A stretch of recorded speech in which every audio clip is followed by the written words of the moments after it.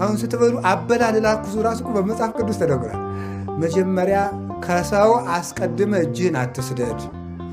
ሰው መጽሐፈ ሲራክ ምዕራፍ 34 ቆይተ ስደድ። ምግቡ ይበቃናል አይበቃንም ብለህ አታጋን ይላል። አትገምግመው። ለዚህ ሁላ ሰው ይበቃል እንዲህ አትበል። በረከተ እግዚአብሔር እንዳይለይ ወይ አንቆስ አትበላው እንዳትሞት። እጅህን ወጥ አትንከር። የመጽሐፍ ቅዱስ እመቤቴን እጅህን ወጥ አትንከር።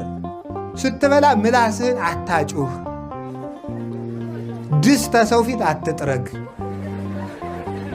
መሶቡን ወደፊት አትጎትት።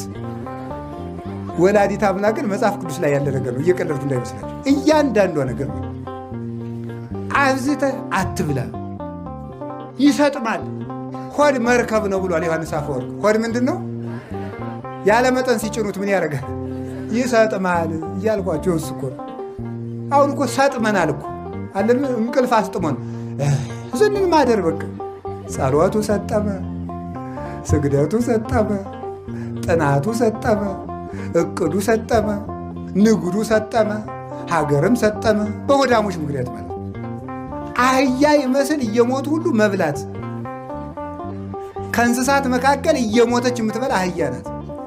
አሁን እየሞተ እዚህ እየሞተ ስንት ወንድሞቻችን ያለ ቀባሪ በየተራራው እየቀሩ አሁንም ባልረቡ ግጥም።